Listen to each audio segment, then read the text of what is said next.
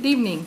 I'd like to call the Tuesday, August 25th, 2020 Pittsburgh Commission meeting to order. Please join me in the flag salute. I pledge allegiance to the flag of the United States of America and to the republic for which it stands, one nation, under God, indivisible, with liberty and justice for all.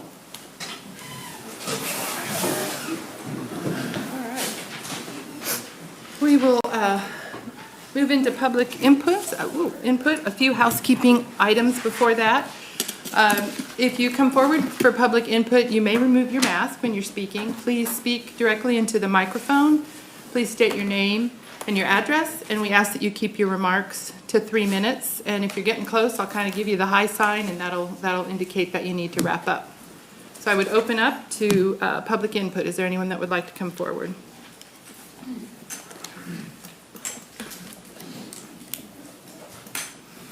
Yes, my name is William Strength, 1515 Hampton Road here in Pittsburgh. I understand that Mickey Venna is here tonight, the developer of Silverback, so I have actually a couple comments for him. I know he can't answer them. Number one is, I understand he went through a walkthrough out there today, and I was just wondering, does he feel that Silverback Landing meets the standards of his subdivisions up in the Kansas City area? And is he proud of the workmanship that's been done out there and feel that the citizens of Pittsburgh got their $120,000 worth for the extra for the concrete? Second question is, we did a Freedom of Information Act and got paid almost $1,000 and got thousands of pages of stuff. And in some of the emails, when we look at them, it almost looks like that he was starting to have second thoughts about finishing it, where one said that just met with the city manager and he's very unhappy because we're 4 months behind. Another one said something to the fact that I'm not sure he's going to have the information to us in time for the RHID meeting. I'm just wondering if he was starting to have second thoughts and if there was somebody within the city here that was putting pressure on him to continue working on that, pushing on that. Thank you. Thank you, Mr. Strength. Writing down your. Okay. Anyone else? All right. Seeing none, we'll move into the consent agenda. Is there anything that you would like to pull off from the consent agenda? Seeing none, the consent agenda includes approval of the August 11th, 2020 City Commission meeting minutes, and B, approval of the appropriation ordinance for the period ending August 25th, 2020, subject to the release of HUD expenditures when funds are received. This is a note. You said it's the August 20th meeting. It's August 11th. August 11th. Excuse me. Thank you. That's okay. Is there a motion to approve the consent? Make a motion to approve. I second. Moved by Chuck, seconded by Patrick. Roll call vote. Brooks? Yes. Fields? Yes. McNay? Yes. Munsell? Yes. O'Brien? Aye. Motion carries. Thank you. Moving on into special presentation, Silverback project update. Mr. Venna will provide an update on the Silverback Landing project.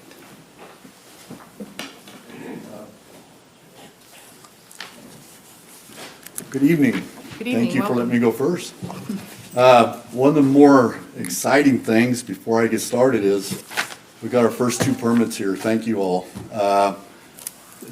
Daron, your staff is awesome. They're some of the best staffs I've ever worked with, and I really appreciate what's happening down here. I also want to thank the city leaders for coming out. It's such a breath of fresh air to know that the city leaders care about what's going on. This is the first time I've ever had that happen to me, and I really appreciate it. You guys should be proud. Would you like me to respond to Mr. Strind's questions, or? I think you would appreciate that. Yeah. Okay. First of all, what was number 1? Did somebody write them down? Does the development meet the standards of your Kansas City area? Are you proud of the workmanship, especially the extra, the concrete, which was the extra funds that the city provided? Okay. I'm very much proud of it. In fact, Silverback, I'm so excited about it to see it start. I don't think I've been this excited in the 30 years I've been doing it. It's a beautiful subdivision. There's going to be a lot of tree-lined backyards. We don't get those up there. I mean, it's destroyed. There's going to be some beautiful lots out there. When the houses start going up and people get a feel of how nice their backyards are with that, I think I'm going to find out it's very nice, and I think you are too. As far as the quality, one of the things we do up there is we require sprinkler systems, sodded yards, landscaped. The fronts will all have masonry fronts on them. Doesn't have to be the sides. Masonry fronts like stucco, stone, brick. That is what keeps the neighborhood looking nice for years to come. When the landscaping goes in, one of the items on landscaping has to be some sort of a tree. Prefer to have something that grows nice and quick and all that, but to answer that as far as the quality, it's going to be just as nice, if not more. The concrete street, yeah, it does cost about $120,000 more to get a concrete street in there, but I'm not the expert on that. Probably the staff will be able to tell you. You guys will probably save in spades with that being concrete as opposed to asphalt that needs to be redone about every 10 to 12 years at the most. That street will last forever. I think there's another question. Was there something else real quick? Did you, based on some of the emails that Mr. Strength had received, did you have second thoughts about finishing at any point? And was city staff putting pressure on you? First of all, no pressure from staff. If anything, what can we do to help? Basically, as far as feeling pressure, I can get a subdivision going in about 8 months. But it's also up there, it's something that people do all the time. So when you go to get something pulled, it's easy. I won't go into all the items, stuff that happened to us, and I apologize that it took as long as it did. But I will tell you that it did take longer simply because we've been fighting the weather, we've been fighting COVID, and it was a little bit frustrating, but some of it was because we have not had a new neighborhood here in quite some time. And so it's kind of like Christmas. Let's use that as an example. You're putting your presents together late at night when the kids are asleep. You got to read those directions. It takes you about 4 hours in the morning. You do it again, it takes you about 5 minutes. But that's kind of what happened down here. Because it was new, there's a lot of people that didn't know exactly what we needed. It's not necessarily staff and all that, outside forces. And I don't think I need to go any further than that. Was I a little bit frustrated at times? Sure, just because how long it was taking. But overall, something that's worth having, if it's a good idea, it's worth waiting on. And I think we've got a good idea and something exciting here for the city coming forward. All right. Any other thing else, or? I think those were the two questions Mr. Strength provided, and we'll Okay. just let you share what you shared with us on our tour. Okay. Before we do that, we have put together a video. Troy Graham does an excellent job. In fact, after seeing his work, a lot of the realtors up in Kansas City started to get calls from. They're all asking, where are you getting that from? Sometimes we give out Troy's name, but we're trying not to now because he's going to get real busy, and I'm joking. What he's done is put together a video for us. As I told the commissioners, we're going to have models out there on site. People can come and walk through the houses, get a real feel of what they're going to be like. There's going to be, the models will show the extras that they can add to the house. Doesn't mean they have to. Obviously, that raises the price of the house as we go along. But to some people, it's all about, can I afford it, my payment? And so we'll let the people decide how high they want to take their house, so they want to stay at the base or not. But the reason we had Troy put together this video is for two reasons. One, it's a little bit to show the history of my company. We've been doing business for 30 years now. I think I counted up, it's been 19 subdivisions. We enjoy what we do. It's that simple. But the second reason I had him put together this video is, and like I say, it's going to run in the model, the sales office, on a continuous loop, right, Troy? Yeah. Okay, I thought so. But anyway, it's to let people in the city know that when you get houses, what can come from these houses. Businesses like to count rooftops. And our goal for this subdivision is for the city to be able to use it as a tool to grow and keep moving forward. Troy, real quick, if you want to run that, I'll answer a few questions, and I want to introduce Lori Anderson, which is going to be our marketing agent. Can I take your seat? Yes.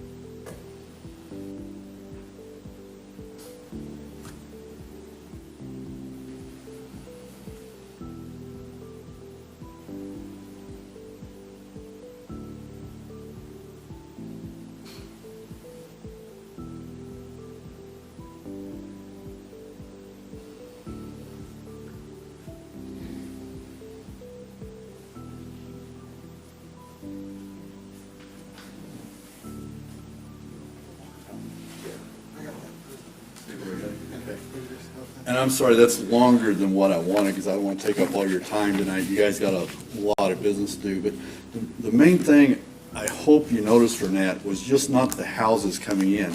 I think at least 80% of our subdivisions start out in the middle of nowhere. Nothing around it. We're in the middle of this field. We've had 4 high schools come in as a result of different neighborhoods around the city. 135th and Black Bob, when we went into 135th and Black Bob, I think most of you know where that's at, they couldn't find our development. I had a friend of mine called it Can't Find It Falls, because he couldn't get to it. There was nothing there in those streets. You know what's happened there. And we weren't the only developer in there, but with the help of several builders, it exploded.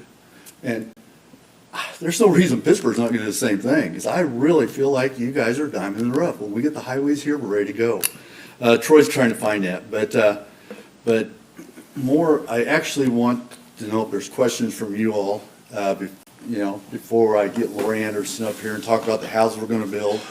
Basically, what we want Silverback Landing to be is a destination. When people come home, they feel like they're in a neighborhood. They're not just in a house that they bought somewhere. We're going to have the park in the middle, Central Park, with Phase 2 is going to have a pool in it. We're strongly committed to Silverback. We're excited about it. Questions for me before I bring Lori up? Do you have pools in any of these other developments that you've? Just about every development we do has a pool in it, yes. So same way. A lot of them don't get the parks like we have. Probably half of them do, but this is gonna have in Central Park a really nice park area. We hope to get a gazebo in there where people can sit and talk, benches, those kind of things, watch the kids play, so. I got several questions, Mickey, and I Okay. asked you out there, but Sure. I think it would be helpful if I ask them again, so people can hear what your plans are. When are you gonna start construction on the? Like I said, we've got our first 2 permits, but we want to start all 10 to 11 at once. We've partnered up with a builder out of Joplin. His name's Gus Properties, and I laughed. I thought it was something to do with the gorillas, and he says, no, actually his grandfather was named Gus, and he named the company after him way before he came to Pittsburgh. With Gus Properties, he will be doing all the building for us. Lori will be handling the marketing. I'll be finishing up, but we hope to have the financing. The financing is all but approved. It's verbally approved, and it has to go to final approval at the bank, which is supposed to be next week. And so the 15th of September, we're rocking. Okay, next question, pool and park, and I talked to you about where my son lives up there. There's been a sign for the last 5 or 6 years, pool coming. Does that mean all the lots will be sold before the pool or park is developed? We will start putting in second phase when we have about 20 lots to go. So after we've sold 40 lots, second phase will start. The pool will be dug and put in the same time the streets are being put in at that time in Silverback. Every developer does that a little bit different, but that's what we plan to do. Something that I've asked you out there numerous times, and up in Kansas City, they call a shed a garage up there. And I say that jokingly because you can't Yeah. park a pickup in some of the garage sizes. And I know that for a fact because my son built a new home up there. And Yeah. when it was built, he can't park his pickup in there. So Right. talk a little bit about. Yeah, what happens up there is the builders try to squeeze as much square footage as they can out of a lot. And so what happens is the garage gets cut off the back and there's not room to keep going, plus you got your build line on the front. So the builders, it's been traditionally just a 20 by 20, garage is kind of what they think of standard.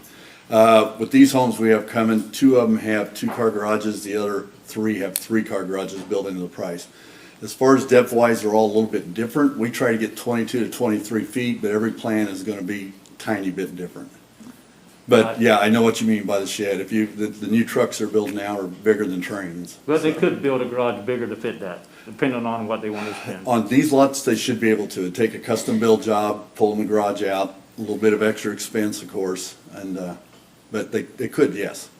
And now that you said that, and I told you out there that probably 3 hours before we had that tour, I had some people interested in local builders of needing to build some homes. Excellent. No place to build them. And if you talk a little bit about that. Sure. Yeah, even though we are teaming up with Gus Properties, Gus will be building our models and the specs that are similar to each one of those models. But with that being said, we are an open subdivision where other builders can come in. I had Gary Dennett out there and I teased him about, Gary Dennett hadn't called me, just teasing. Gary's a good friend. But anyway, yes, any builder that has a client that thinks, they drive out and they find out they like us and they say, can you take that plan and bring it over here? Absolutely. And They'll you go out. will look at their plans and Yeah, somebody will approve. Yeah, we want to approve them, and then, I don't know if I've mentioned this, because I think Lori's going to, but every one of our plans will have sprinkler systems, they'll have a solid yard, you're gonna have landscaping of at least $1,000 in the front, and with that landscaping, part of that money has to go toward a tree, so every yard has a front yard tree. But we're gonna have all masonry fronts, we want the neighborhood to look nice 30, 40, 50 years ago. And one go other question in that I didn't ask, but forward. somebody did, about the HOA, talk about that. Okay, Lori will be talking about that in the Okay. middle, but what it basically is, to give you an idea, we call it the Moms Council. It's a term we stole from a builder by the name of, or developer by the name of Daron Rodrock. And part of bringing communities together is getting activities, where everybody in the neighborhood's doing it. So Moms Council will be run by Lori. She'll, the moms in the neighborhood, and it could be dads, I'm not trying to be, it has to be moms, but they'll put a group together. They will plan out a year's worth of activities, probably for every 2 or 3 months, whatever they decide to do. Part of the HOA money will pay for that. The developer, whoever that is, will consider kicking in money if it's something that he really feels like, and I'm joking, it's me. If I really feel like it's something that's gonna create a great neighborhood and people working together and happy to be there, yeah, we're gonna step up, so. Thanks. I do. How do you plan on marketing Silverback Landing to compete with the other developments that are coming in also? Yeah, our main marketing tool is gonna be our models. I mean, the words will get out. People, I laugh, look, people come in and tell my agents, we're not really in the market to buy, we're just here to look, we think it's fun. 2 weeks later, here they come walking back in, we almost chuckle, yeah, here you come. But these models will have furnished, they'll have all the extras that we put in things to let people see what they can do and get them excited. I'm sure Lori will have us on the internet and all the traditional ways too. That's funny, the internet's now traditional, but a short time ago, nobody knew what the internet was. But yeah, we'll be doing our marketing through many ways. But once again, Lori's thing. Well, back in 2018 in September, time was of the essence about the Rural Housing Incentive District Agreement. The funding was supposed to have been in place at that time in order to proceed with that. So I just wondered, in your feasibility study, you stated you'd have like 60 houses built by the 3rd year, and I just didn't know about the time frame. Sure. I mean, is it impossible to do that, or are you talking about by the end of the 5th year? Yeah, when we say 60 houses, we mean lots. It might say houses, that's a mistake on our part, but all 60 lots are in. Our goal is to do 2 sales a month. We prefer 3. So in about 3 years, we have 62 lots in. That's our goals. Obviously, economic situations will, reflect on that, and it'll be up and down. Right now, I wish we had 30 houses out there. I mean, everything's selling. Rates are 2%. I mean, how can you go wrong? I mean, I can remember 21% when I first started looking. So, but anyway, yeah, we're trying hard to get it in.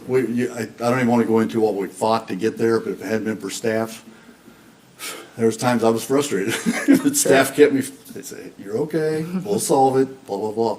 And by the way, out at the site, I told you all that I've worked with 5 different cities now, and this is the best staff I've ever worked with, and I say that honestly. I really do. So, I have a question. I took a little drive on north from where we had our look-see today. okay,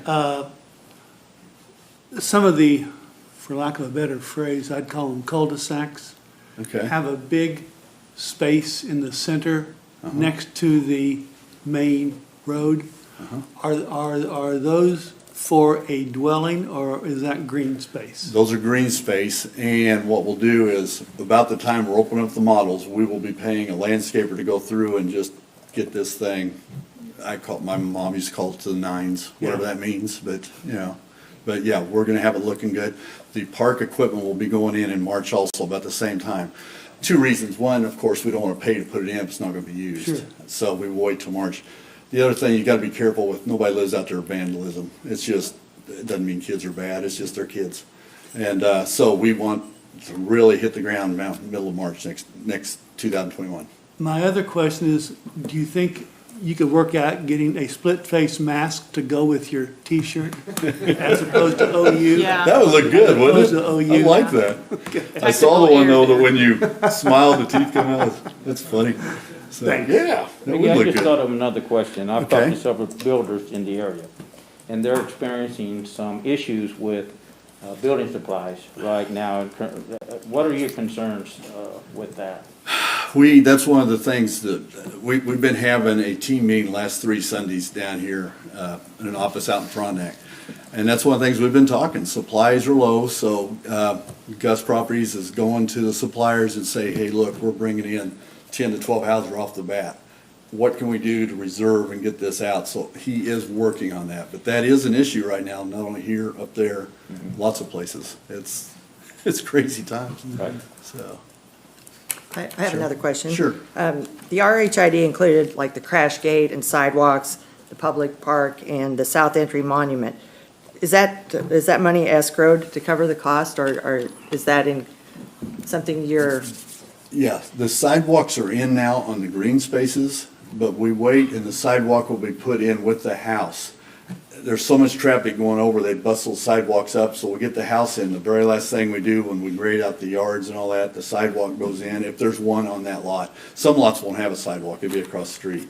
But at that point, that's when the sidewalk goes in, we grade it out. We call it engineering it, and as soon as the yard's engineered, it has proper flow away, then the sidewalk is part of that engineering. So, that's a good question. what about the crash gate? The crash gate, we need to get that up. My question is, I would have had it up already, but they can just drive right around it. Now, I have noticed that we do have, Daron or Dexter, can you help me, that you guys have put up some fencing out there to help with that, or? I don't know who did it, so. Gotta go to the mic, Cameron, please.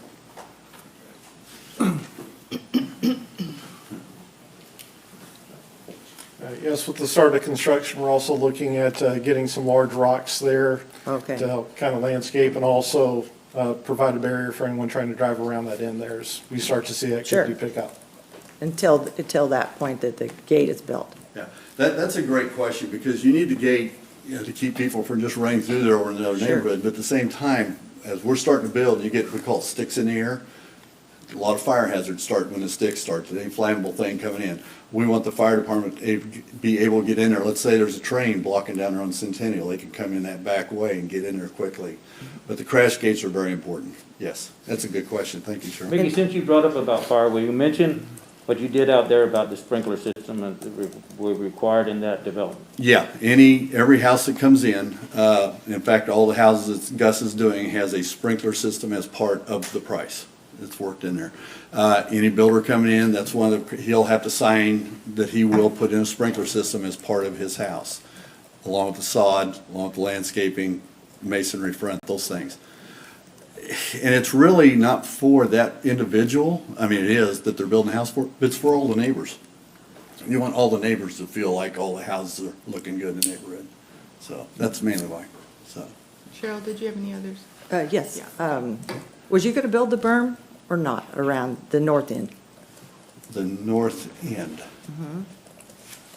I don't remember talking about that. Was that one of the things we had to do, Darren? It was like from the crash gate It doesn't. going west and then Yeah. around to the I don't east. think I planned on, I was planning on putting on a crash gate, but I didn't know how we was gonna keep people from driving around it, and I think the city is starting to help us with that. But I hadn't planned on a berm, I mean, not that we couldn't, because we have excess dirt. I just and all wondered, that. because I knew you had talked about it in the past, that's why I was wondering. Yeah, when we first, you know, when you're starting to set up a project, there's lots of ideas that goes into it. I don't know if I mentioned that, but I don't think that was on the final, Dexter, or somebody, if you guys know, help me, if I need to do that, we'll get it done. No, well, we don't have any notes Anything on a in plans right berm. now? That's why the And if rocks, we I do, remember it'd talking probably about the go in big the rocks. second or third phase if we did it. So what was the square footage of the houses again? Of the ones that's getting ready to start, the smallest, I believe, is just under 1,600, and the largest is right around the 1,800 mark, and they're all ranches. Right. We have 3 more plans drawn that can go up to 3,500 square feet if you Okay. finish the basement and do all that stuff. And you had 5 model houses? We have 4. 4? Four. Okay, and then when you was out there, you talked about over by Walkout?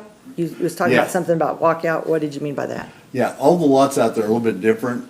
It's a fairly flat area, which has been the concern of a flood zone, you know, flooding.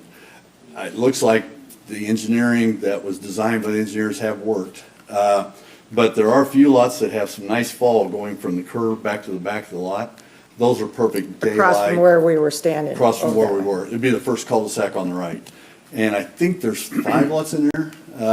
They're oversized with some great, it's the kind of lots that somebody really wants to build, or bigger, nicer houses. Those would be good lots to put them And on. you'll let people basements if they want? Absolutely, absolutely. It's in our extra allowance. So what we're doing is giving people a base price and then let them add. It's kind of like when you're buying a car, you know, you buy this and add this, this, and this. So same theory. Mickey, when you say sprinkler system, are you talking about sprinkler system for the lawn or a fire suppression for the house? Sprinkler systems for the lawn. That's what I thought you said. Oh, I thought you meant the house. That's what I Oh, thought. no, I'm sorry. Oh, I'm okay. sorry. Clarify, We're- that. it's not a Yeah, thank you for not a asking fire that. suppression. That'd be a little costly. Yeah. requiring Yeah, that. we can't require people to run their sprinkler systems to keep their grass green. My mother-in-law just refused to do it. She goes, that's stupid, it's a waste of money. But if it's there, most people's gonna say, oh, all I gotta do is punch that button, and I can keep my grass watered. Can't your homeowners association mandate that? We probably could, but it's one of those things that's hard to, it's kinda like wearing the mask thing. You're walking around town, you're supposed to wear a mask everywhere. What's a policeman gonna do? There's 80 people without masks, and you're gonna, it's hard to enforce. So we'll let the individual people do it. We just wanna make sure they have access to do it, is what we're looking for. So, yeah, no matter what we do, there's always people that are gonna have a different idea whether they should have to do that. And that's just society, so. Does your, Go ahead, Cheryl. does your agent have an office in Pittsburgh, or is it just phone? Shoot, I'll let Lori answer that. I know she has an office. Is that one of those that's? I didn't know if it was gonna be one of the model homes later. that- Why don't we do this? Let Lori come up and tell a little bit about the HOA, and then I'll come up with, finish up with Okay. questions. So she may answer some of these questions. Is that okay, Lori? Yeah. Okay. Lori Anderson. You want to do the renderings first? Oh, yes, might as well. Okay. Does it matter which one's for you? No, and I'm just gonna buzz through. My name's Lori Anderson. I live down here, and this is home. And super excited, obviously, about Silverback. I've specialized in new construction, did quite a bit of it up in the Kansas City area before coming down here. So Mickey did a great job talking a lot of things and explaining a lot of things. These are, that Troy's putting up, just our 4 models that we're going to build starting out. These will be model row. Like Mickey said, a lot of it can be customized. You can add, you can tweak things, delete things, whatever, that you would want customized in your home. Lori, can you get, it's ridiculous. Sorry, I I know. feel Can you s- get right on one of those mics? 'Cause Yeah. we never know if everybody at home can Yeah, hear. no, that's fine. hate I one. didn't want to stand in Sorry. front of him. So this is the Capri. It is just over 1,700 square feet. It's a ranch, 3-bed, 2-bath. And if anybody wants to come up to me afterwards, I'm happy to give you a card. You can reach out, call me, email. I can send you all of this information. I can send you plat maps. So you have an idea. I know a lot of it's posted, but that way you guys can, if you're interested, really study some of the homes. So this one, 3-car garage, obviously the illustrated rendering at the top is just an idea. You can choose your paint color, you can choose a lot of that stuff to be able to customize. Or if you're not good at it, you don't want to do it, tell us to match the model, we'll do it for you. So, you can really go whichever route is least stressful for you. The next one, you're fine.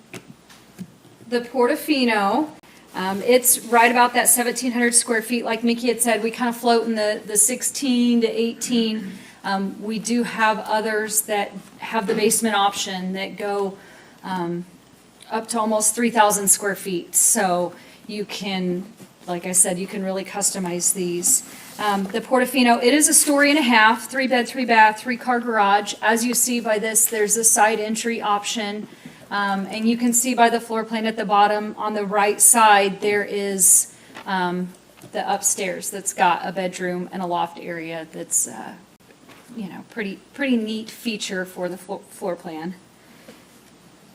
And the next one, we will do the Palermo. It is our smallest, just under 1,600 square feet ranch. This is a 2-car garage option, 3-bed, 2-bath. And then the last one would be the Magnolia 2. It is our largest, right, just under 1,800 square feet. Same deal, it's a ranch, 3-bed, 2.5-bath, 3-car garage. Those are the 4 models that we are going to put in that model row that we showed you. From there, if you choose to build, you pick a lot. There's a lot you can do with the homes, and or like Mickey had said, you have your own builder, you have your own floor plan. We'd love to sit down with you and with your builder, approve everything, and then you really can design it with your builder that way if you choose. So regarding the HOA, the purpose of that is really kind of to keep the look, keep the pride, keep the safety, keep, just keep all that within the community. You get home at night, your kids are out playing, you know your neighbors. Chances are your kids are playing with the neighbors. You go out of town, your house is being watched. You want to do something. You want to paint the exterior of your house after, a few years of living there.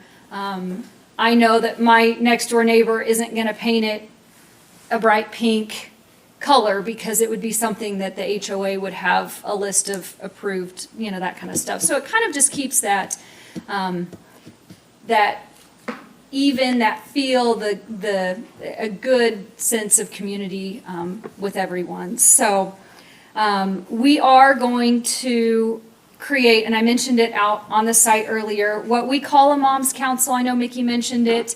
There are a ton of options that you can do. I've run mom's councils for years and years, and a lot of the things that we do would be Easter egg hunts for the kids around the Easter time, 4th of July bike parades, a Halloween parade where the kids get to parade around in their costumes and, get goodie bags.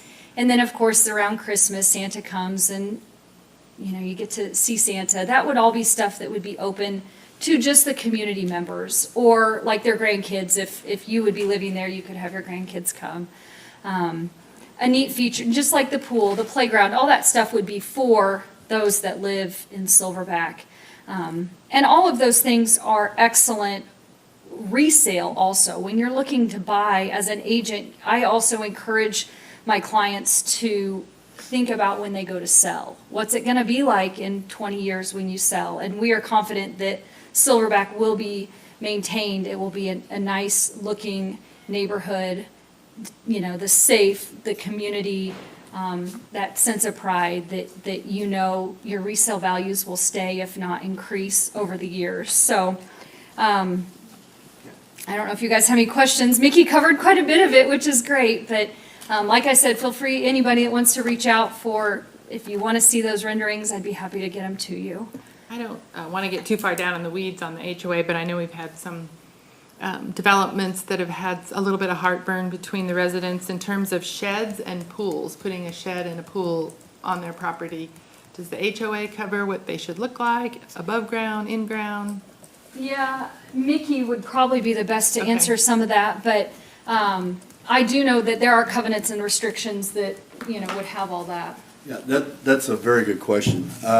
Basically, the HOA has architectural control, and I know we're all gorillas here, but I guarantee there's not gonna be any red and blue polka dot houses coming in out there. Not, and I love KU more than anybody, same way with purple and white. But yeah, we'll do it on a case-by-case basis, and we're not trying to pick on anybody. We just wanna make sure it's good for the subdivision.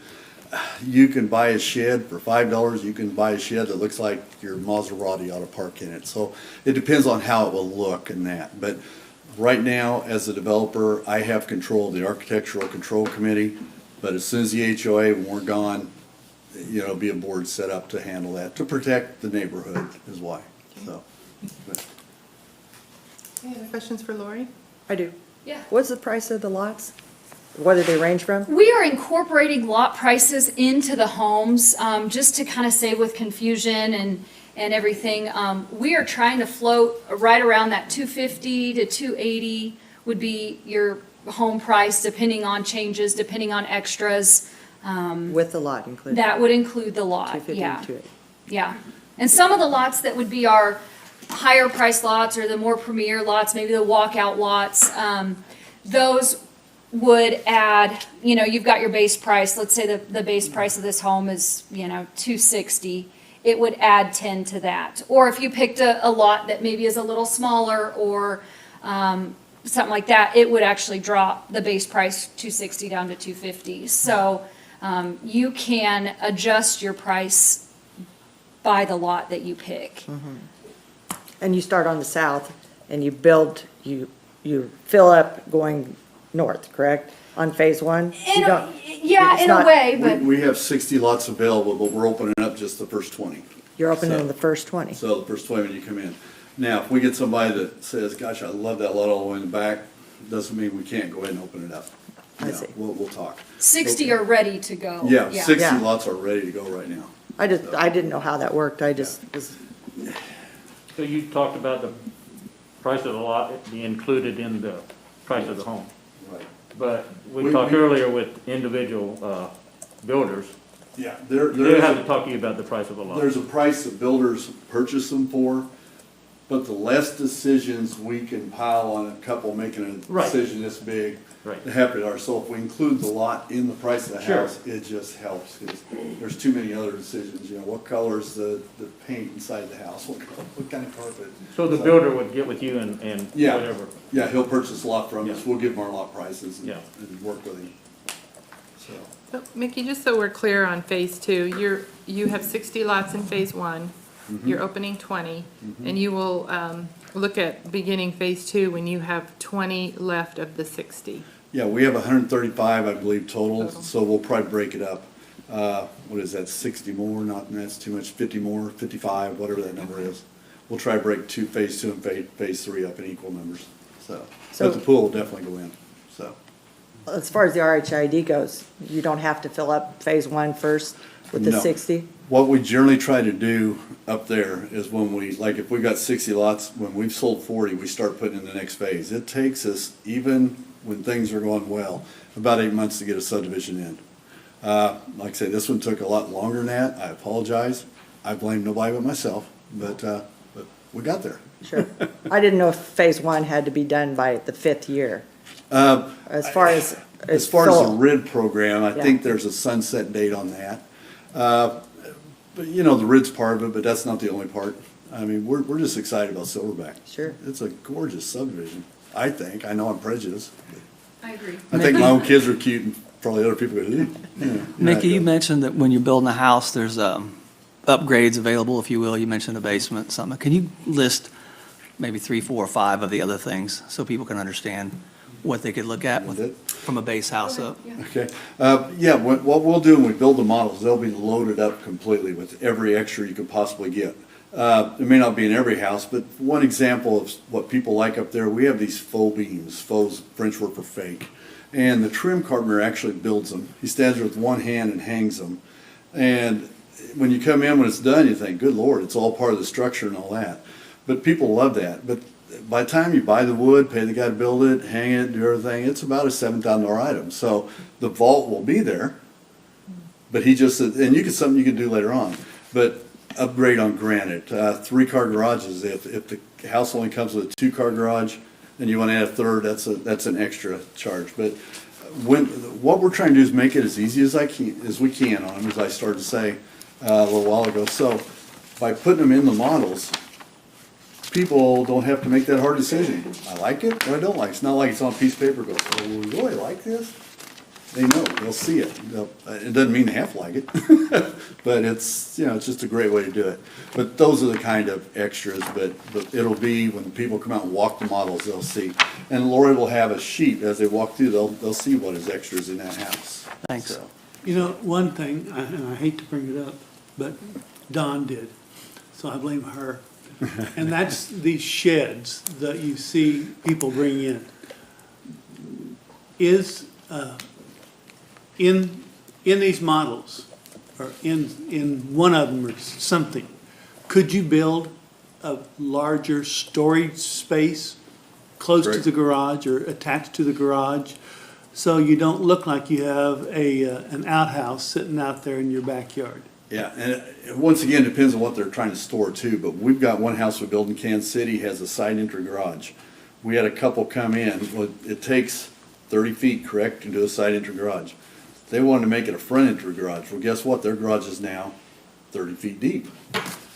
The reason they wanted to do that, they're building a shed inside that garage. Right. And it's a workshop. I call it a workshop. They said, she But- laughed, she goes, him workshop? I don't think so, but it's more of a storage area. for If them. people could see that up front, maybe then we wouldn't have to be saddled with Yeah. these. I'll be honest, the stuff that'll be approved is for the good of the development to look good. We don't have to have mansions out there, but we want a nice, neat neighborhood, and everybody's different on what they think neat is, but we're gonna give every opportunity to help them keep it We have neat. rules in my neighborhood about having those, but we have them all up and down the street. Yeah, I know, and that's why we have to be careful about specifying something, because somebody can come say, well, wait a minute, So we just call it architectural control, where we look at it, when I'm gone, it's up to you guys. It doesn't It's look kinda like there's when- room for those kind of sheds. Because you know, there's 7-foot side yards, right? And Yeah. isn't like 14 feet between the two? I mean, Yeah. is it 14 foot, 7 It's, foot you got sides? 7-7, so you'd be 14 feet away from your neighbor at minimum, maybe Just doesn't further. seem like there'd be room for anything like I that. have that for the last 30 years. People say, you sure a house will fit on that lot? And it's amazing. Once the house goes on, it's bigger than it looks. It's real optical illusion. It really is. And even my wife, that we built, I think 12 houses, she always says, you sure that house fits on there? Yeah, believe it or not. Nikki, can you share a little bit about your history in Pittsburgh? I don't know that people understand. Well, I was born in Pittsburgh. I was raised in Pittsburgh. I went to Eugene Field Grade School, which is 7th and Rouse, I think it is. I drove by the other day, I think it's Baptist Church now. I then went to Roosevelt Junior High School, which I think we now have just one high school, or junior high, is that correct? Middle school. Back then, we had Roosevelt and Lakeside. And then I went to College High School. It's no longer around. I like to tell people that once I left, they just couldn't, but no. Close the doors. And it's funny, you have me mention College High School. I probably shouldn't even bring this up. That was a school that was designed to teach teachers before they go out in the public school system. I would love to see Pitt State get the education department back, and I understand when we bring in this subdivision that the school they go to right now is George Nettles, is that right? Is it George Nettles still? Okay. And I understand they're full, or they're close to capacity. I would love to see the public school system and Pitt State build a building that is shared for teachers that are coming in that think they want to be teachers all their whole life. As freshmen, they can start watching these kids being taught, because I guarantee you, there's people that come to school, they think they want to be something, they get to their senior year and they go out and they go, whoa, I don't think I want to do that. This would, it would be an opportunity to get another grade school for us, give the Pitt State an opportunity to teach teachers with a real nice learning situation. Dr. Scott's probably gonna shoot me. I'm probably gonna get an email from him tomorrow. So what are you I talking can about? assure you the students are already in the buildings, our grade schools, so.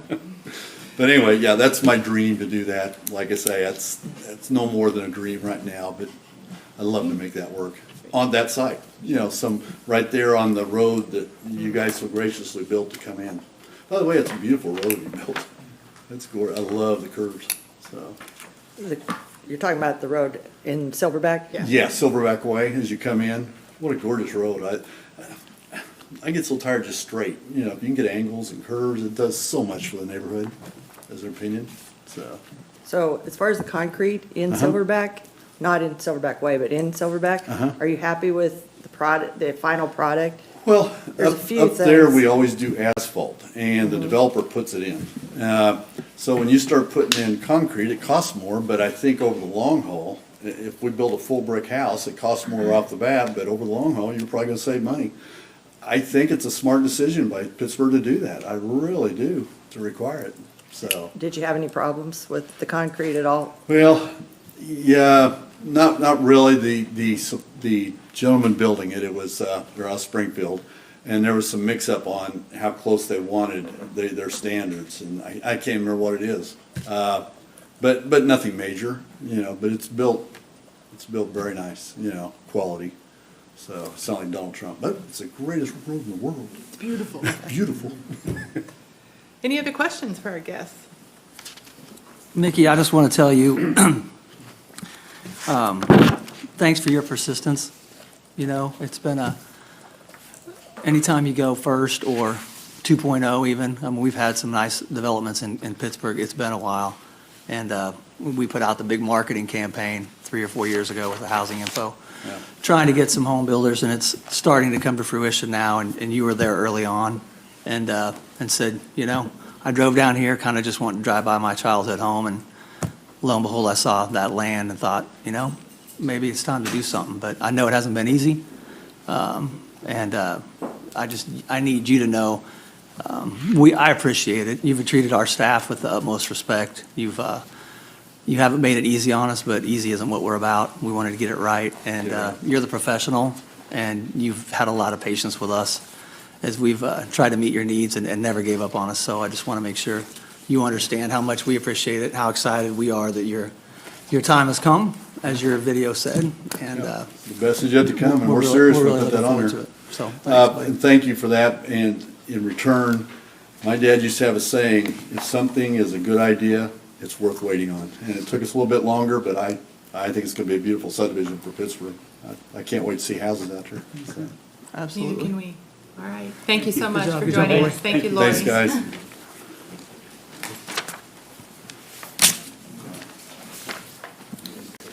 Myself discombobulated here. All right, moving on to consider the following. Fixed asset policy. Consider staff recommendation to adopt a newly created fixed asset policy. Hello. Good evening, Mayor and Commissioners.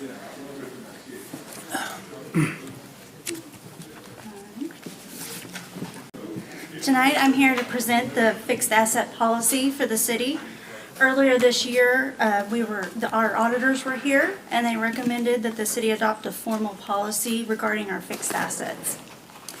We define fixed assets as tangible equipment or infrastructure, and some examples are land, machinery, equipment that the city has. So as a city, we are responsible to manage and control and safeguard those assets. I do want to mention that the policy before you, we have been following these procedures for many years. This is just adopting a formal policy. So with that, I will open it to you guys to see if you have any questions regarding policy. I do. I don't, It's always been between 5 and 20,000? Has it always been between 5 and 20,000? Those are the current policies that we have, yes, yeah. So you said the city's been doing this anyway, it's just been recommended by, Yeah, when the auditors were here, they just recommended that we have a formal policy, so anybody could go to our website and see that this is the procedures that we follow. Any other questions? I'd entertain a motion to approve. So moved. Second.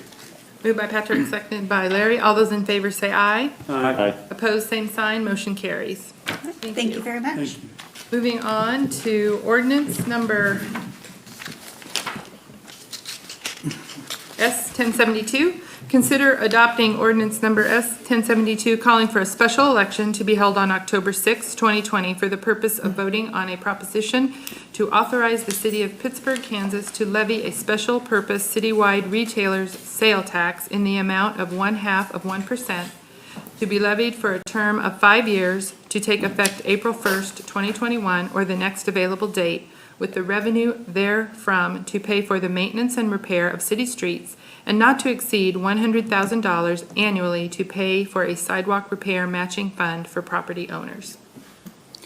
Mayor, Commissioners, if you recall the past two working sessions, we reviewed the existing sales tax with the idea that how could we combine them clearly into one to avoid election costs, as well as get the next one renewed, which is coming up. It's a critical part of our infrastructure. We've had a lot of fortunate votes go our way since 2011 to support this idea of taking care of our streets. We obviously know that we don't have enough money to adequately take care of all of our street needs, but I think Bill Beasley and now Matt Bacon have proven that they're quite up to the task of making sure that we maximize our dollars. And so we're looking forward to some consideration, and hopefully with the timetable we gave you at the last commission meeting, we've got a recommended election date, and we'd be happy to answer any questions with hopes that we can get this approved tonight and get it going. I don't have a question, but I have a thought maybe to put before fellow commissioners. We've been doing this every 5 years now for some time. I think that we've shown the constituents that we're good stewards of this money, that we come before them here at the meetings, tell them what we plan to do with it, when we plan to do it, et cetera, et cetera.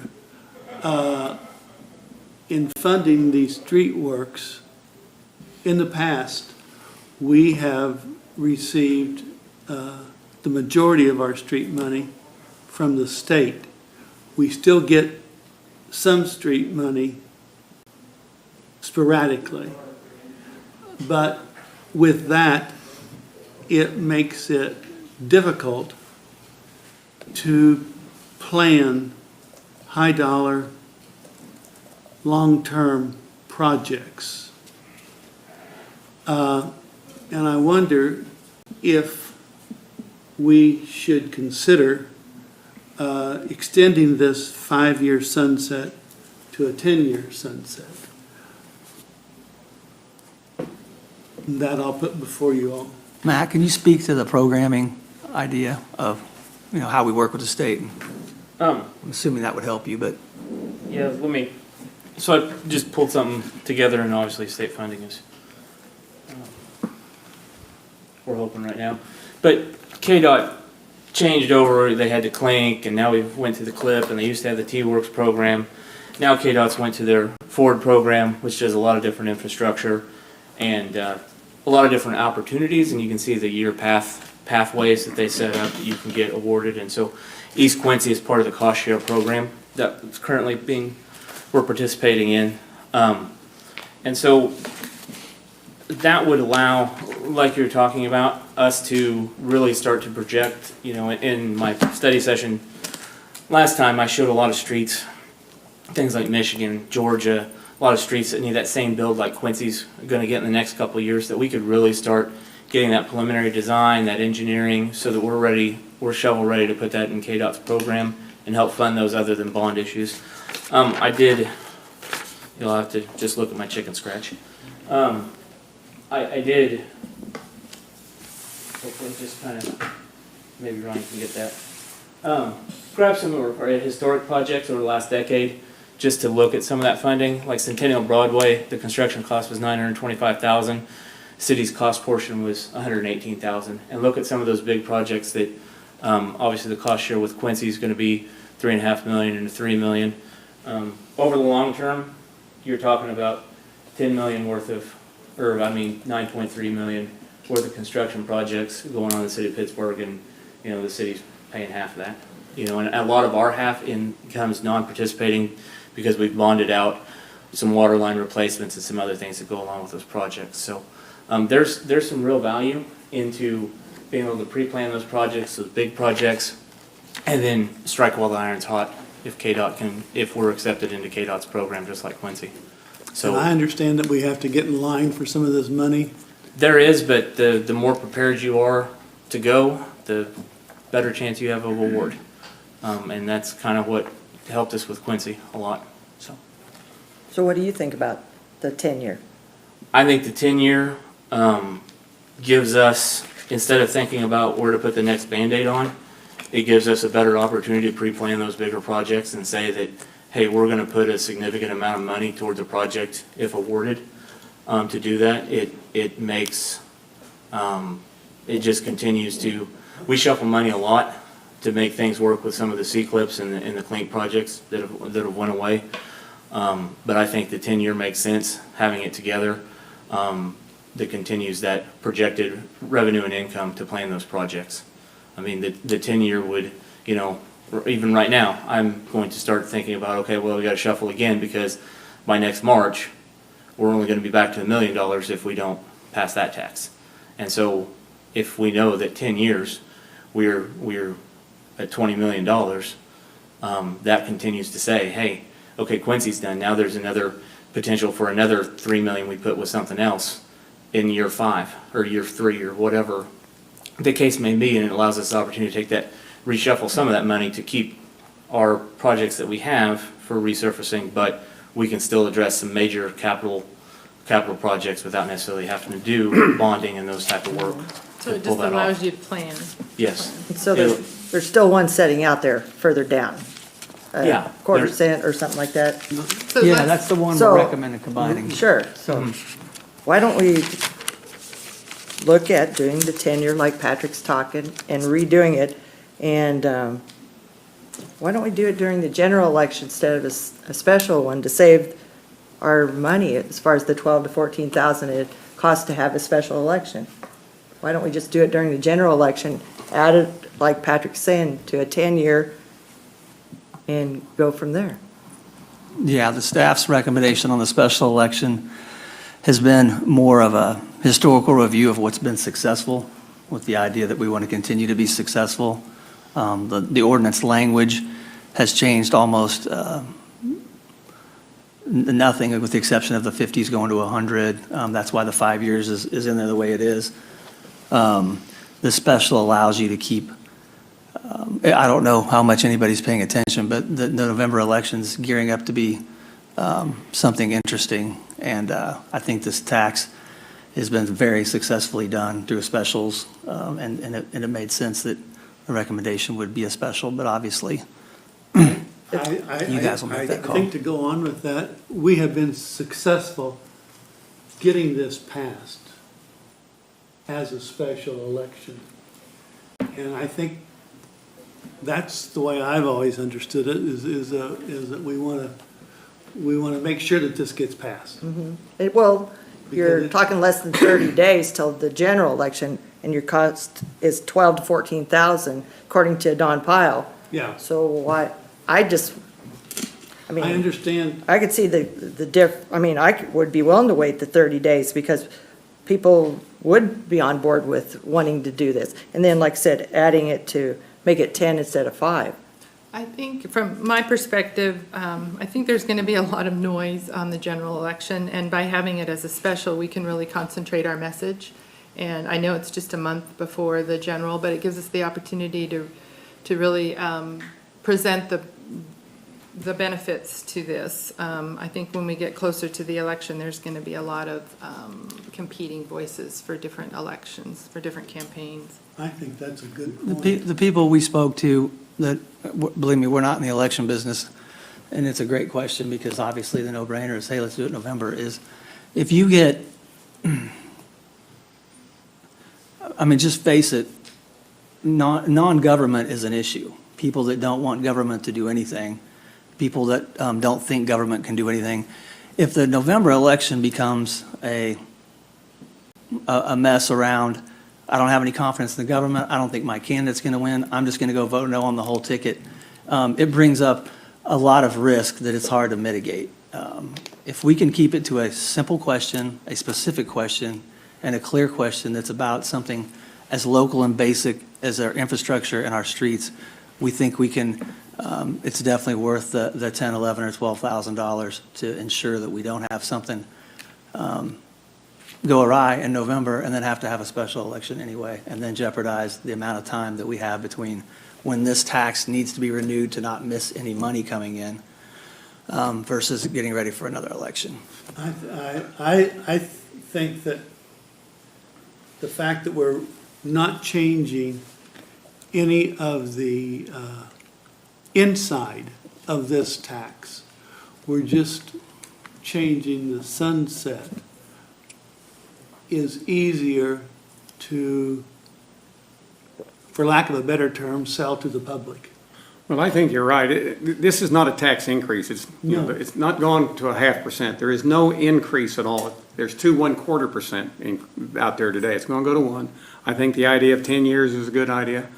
I also think it's important for people to keep in mind that this is a retail sales tax. You don't buy nothing, you don't pay. You know, this, so about 40%, Blake was here, about 40 or 42% of the retail sales tax is from outside of our area. So 42% of the road will be paid for by somebody outside of the Pittsburg area. And it'll increase the value, the road will increase the value of your home with that increase in your property tax. So there's some good benefits to it. And I didn't think anything about the 10 years, but I think it makes it easier. It makes it a lot easier for, you know, for Matt to be able to plan and the staff to plan. My thoughts are, I'm completely 100% for this sales tax to be renewed.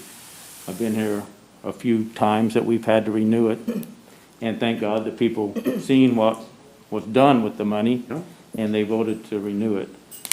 I'm just a little, you know, this close to the election. In my mind, I would think that if we put it on the general election and try to save, I know it's only $11,000, $12,000, but I think people, in my mind, would still vote for this on a November ballot and compared to an October ballot, and we could save a little money, but that's just my thoughts. I wouldn't be opposed to this at all, but when we can save a little money, you know, I think the people would appreciate that, just my thoughts. Any other? Well, my comment is, I agree, it's $12,000 there, whatever the number is, and I think that's what is correct. But you're talking about a $20 million project, so $12,000 is really minuscule in the total amount, to make sure people understand what this is, and don't get it, because there's no doubt this national election is going to be screwed up. Well, I understand what you're saying, Larry, but I also understand that a $12,000 saving to people that make not much more than that a year. Wouldn't amount to a penny. Huh? It wouldn't, if it's a $20 million project, $12,000 isn't, it won't even make a blip. You know, it's. Well, I still think people would appreciate that we try to save a little money. I understand what you're saying, but that's my thoughts. Okay, I think it's a good point, but I think there's we may miss something if we don't get it approved. I think it will be There's approved, whether it's something in else. October or November. In actuality, we are saving some money by doing it this way, because we're not going to have another election in 5 years. Well, good Or point. even, So you save that money. But Yeah, we I are think- still 8 months out before it goes away. But there's going to be a lot of people voting at that time. And there's gonna be a lot of negativity. That's what I see, For our streets or for other things in general? just in general. in general. Well, you know, And sometimes, you know, these local issues get lost and get sacrificed, so. So are we in consensus, which will turn into a vote on 10 years? Well, I don't even know if this is appropriate, but I'm on a lot of pain meds, so I'm going to say it anyway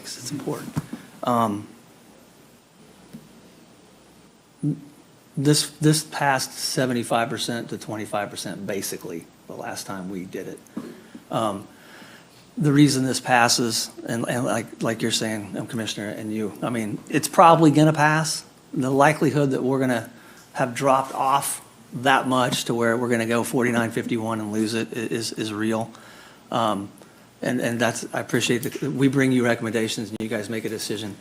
But by all means, if we're gonna go forward with this, I'm just asking that a 5-0 vote on this tax, when we put it on the ballot, is extremely important. So let's keep talking if we're not, if there's any way to get you guys unanimous on all the pieces of this, let's please take the time to do that, because it's very important that we all show that we're all on the same page. I'm not saying we'll do whatever you want. I'm just saying if you guys need to talk a little more, please do, because I think it's very important on something like this that it's. I'm not gonna vote against it at all. I just You want. know, I'm all for it. It's just that from a, Larry talked about being pro-business last time.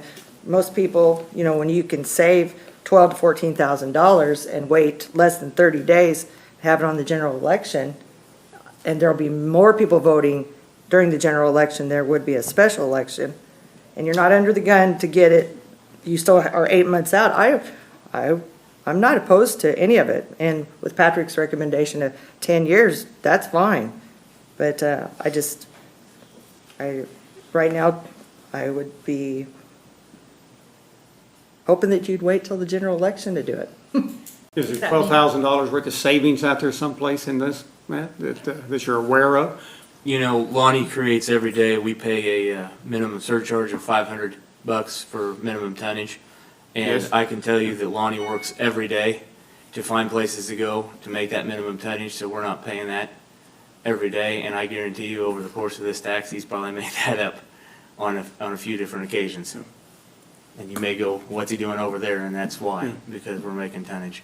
Yeah, and I see that, in a lot of locations, and it'll be a small piece, but I understand what they're doing with it, and that's a good move. It Yeah. saves a lot of money. Yeah, I mean, that's a conscious, how much we do and how we, from a volumetric standpoint, but yes, we're always looking for, efficiencies of projects. Well, I understand $12,000 is a fair amount of money, but spread out over all the houses and all the taxpayers in Pittsburgh and all the people that pay this. It's not just the citizens of Pittsburgh. It's 60% of the citizens of Pittsburgh that pay it. True, but we have to 40% be, is from somewhere else. we have to be good stewards of the taxpayers' That's- money, though.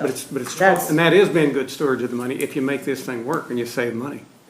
So Because I if think there is a lot of negativity on that coming up in the November election. And I know people that vote no on everything. But with everything Matt's been doing as far as the streets, I mean, they're moving along. People aren't complaining as much as they used to. And that was a big issue during the last election. So he's doing a great job at getting that taken care of. So, As someone who's been through a lot of elections as a school board person, it is a lot easier to sell or inform on a specific item if it is a special election. Yes, it is. And when you say, more people will come out, yes, more people will come out, but they may not be informed because they may not come out for a special election.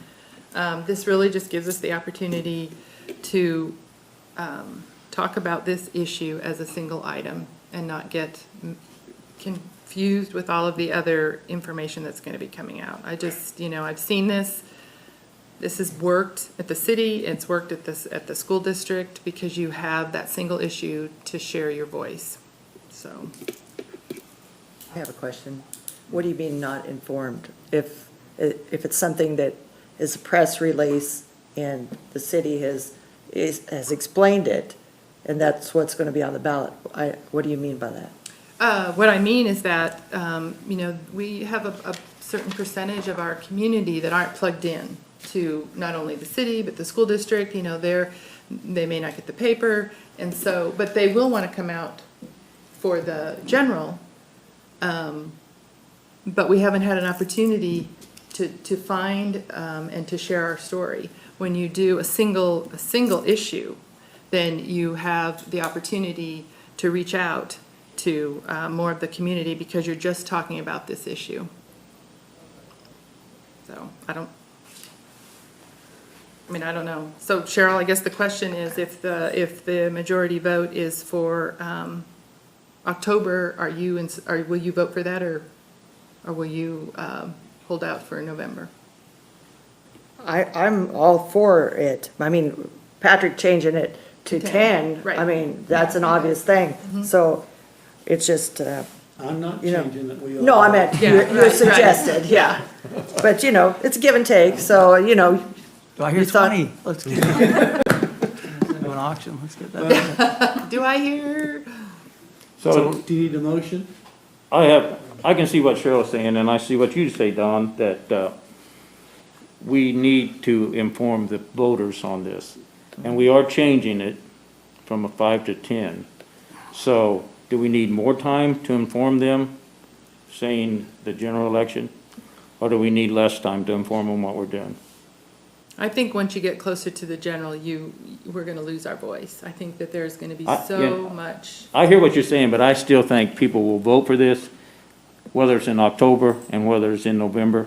I personally think we could save a little money when we can, but I will no way vote against this if it is decided to go with the November vote, or I mean, October vote. yeah. And I think you bring up a good point. This commission this year, of all years, has done an exceptional job of managing where we can save money, making very difficult decisions, whether it was delaying Kittyland opening and, you know, the fireworks at the pool. So I think whoever's listening at home needs to understand first and foremost that you guys have done a great job of making difficult decisions. The risk on this one to the staff for $12,000 is kind of what you talked about. There's going to be a whole bunch of people angry voting in a November election. And right now, other than some local positions, there's no issue. There's no way that's going to affect the city. We're just going to live with the national politics, and it's a national election. This gives us some control, once again, to say, yeah, we always like to save money, and you've all proven this year that you are willing to save money, and you've made those decisions. But this one just felt like a complete, it's been done before, it simplifies it, and we do have that time. If you don't think the stuff that's going to hit people from October 6th till Election Day is not going to be way heavier and louder and nastier than what's going to happen before it, we've basically got 5 weeks here now if we can do this. And we just think it gives us a chance to get out, control the message. And yes, it is going to be $12,000, but in a year where you guys have really towed the line on a lot of things, we just thought that was the right recommendation to make. I have another question, which I think is going to pass, you know, because it has numerous times. But you're talking about school board and some of the things that they wanted to do, that basically was, we couldn't afford some of the stuff they wanted to do, and the citizens voted that way. So what would happen, and I'm not saying that it's going to, but if we hold this election in October, and for some reason the citizens vote it down, can we put it back on for some other time before the next, Oh, yeah, I mean, you could Okay. always put it back on. The timing but I'm comes. just asking, I don't think it's going to be I opposed. believe the tax expires in the March. Yeah, it's. So yeah. you've got to give 90 days to the state to notify all the retailers to get the word out that that this is, because we say it's renewal, but a tax is theoretically going away and we're putting it back up. So just going through the calendar, that's really how we got where we got, was we don't want to have a gap in collections. We just want to make it smooth. And then we do save, the $12,000 we're spending on this election, we're literally saving by doing this on the next election, and theoretically 2 more after that, because we're going for 10 years. So we're picking up $36,000 by doing this. And that's why with the 12, we were just like, look, nobody wants to spend any more money than we have to, but we can knock this thing out by October, get it in place at the right time, stay out of the national politics. And man, I think the 10-year thing is a great idea. If you can help Matt with that, this could be one of the best things we do for a while. Does that answer your question? Yes. But I don't think, I mean, we can't have it in October and it fails and turn around and have it in November. No, I mean sometime after the first no, year. it's not. Yeah, it's clear. All right, any further discussion? Okay, is someone brave enough to make a motion? If there's no further discussions, I move that we change this ordinance for a term of 5 years, or 10 years, rather. And maintain the October 6th election date? Correct. Okay. Is there a second? I second it. Okay.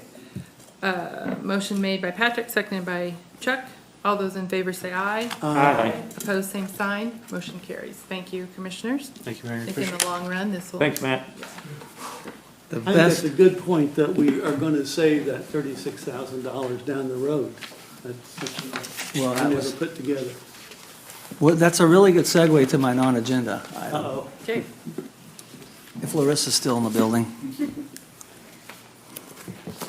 I just wanted to share that today we received sales tax, and it's up 2.7%. So. Over budget? And that would be for June sales. So that's actually over last year, not That's budget. last from year. last Budget year was, I at think, this 2%, time. wasn't it? So yes. it's not only over budget, but we've had some really tough months coming up. I think there's 6 or 7 football games on Saturday that aren't going to happen. That's going to take a hit. But, and there was one other thing. The Oh, stimulus. and then the federal stimulus money has, of course, dried up. So if people were spending that, I think we're going to see some of that. But to have, we were looking at scenarios where we were going to be down $1 million, maybe $2 million. So the people in this town have really stepped up, and thank goodness for them. And thank goodness for all the retailers finding a way to stay open. And that's Marissa, a huge number. Do we know how much of this increase is coming from this new tax that is for mail, The internet, The internet. use internet tax? sales? We're seeing a substantial increase in the use tax for city and county. So, yeah, it's So- a pretty big jump. So this gives us a little cushion as we go to the rest of the year, given some of the variables. Right.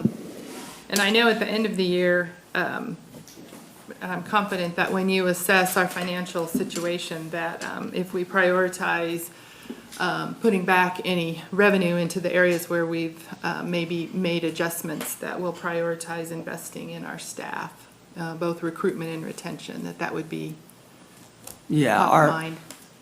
as I've said a few times, our organization is a service organization, our staff are everything.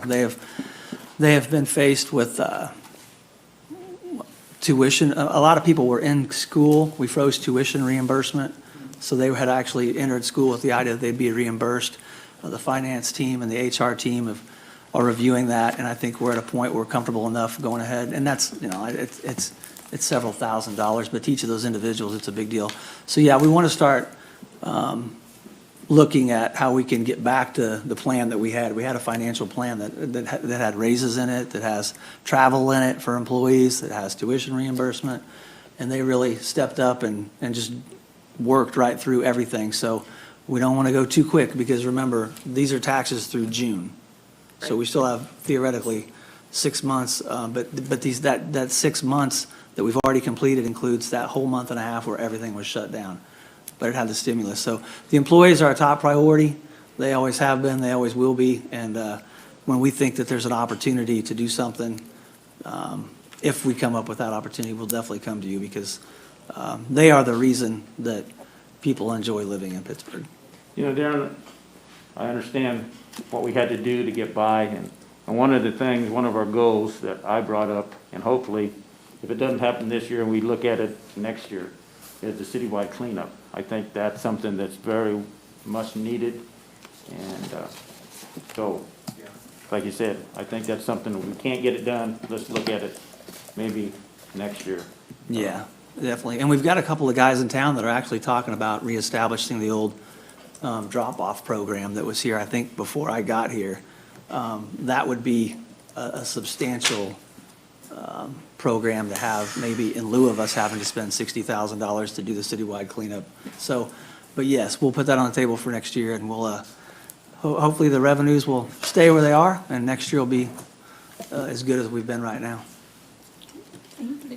Thank you. Any other non-agenda items, Daron? No. No? Anyone? I have one. Okay. Larry? You know, the staff hasn't hardly anything to do, so I'd like to bring up something else for them to do. I was recently, I'm working on an old wore-out building that I kind of like to do, and I'm putting the ADA grab bars and pull handles and things on it. And so I printed off the codes and checking into some of this stuff. And these are very valuable things that are needed. But this thing's 84 pages long. 84 pages of how to where you put your toilet paper rack and where you put a pull table, your pull handles. It's very valuable stuff, but 84 pages is pretty lengthy. It took me 3 hours to do 4 bathrooms, so it's not, and even I can do it. So there's some things that the DIY people can do. And when I looked at this thing, the codes haven't been changed in about 20 years. I think it was 1999 when they were done last. I think there's things that can be looked at when they have time to do it. And not to take anything away from a contractor, nothing like that, but a lot of things people do on the weekends and things that, they may need a building permit or at least be inspected. It's not necessarily the building permit that I think is so important as it is that things should be inspected. And if you just look at the things online, it's pretty difficult to do it. So if they can take a look at some of this stuff and enhance it where it's doable for these DIY people, because a lot of these things are being done anyway.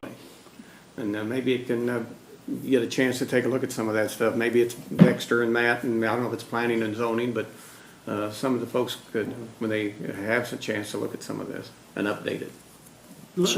Larry, in that vein, would it make sense to have a citizens committee? Might, Kind yes. of, Yeah, might be a good idea. Work with this? That's a good idea. I think that staff could decide that possibly too. We've got, we try not to pass ordinances that aren't going to be followed, obviously, because, what's the point? It's like, reading a book you're not going to remember. It's like, what's the point? You mean like the trash pickup for so everybody who has By water? having, mandating trash Yeah, pickup. that was a good one. And a third of people do it, so, we have an interesting arrangement in the city where we almost have a code book that's built around trying to make everything safe and keep people from doing the wrong thing.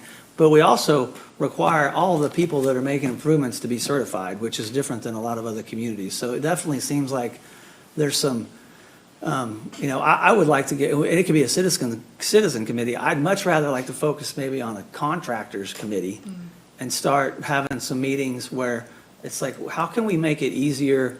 If we're working in City Hall less because we don't want the employees going out and meeting with 12 people and then coming back and doing their paperwork because they're working on the trucks, what if we could go on site and issue permits to people? Because I don't think most people understand the real reason we even require permits is just to make sure we get to inspect it at the end and make sure it's right.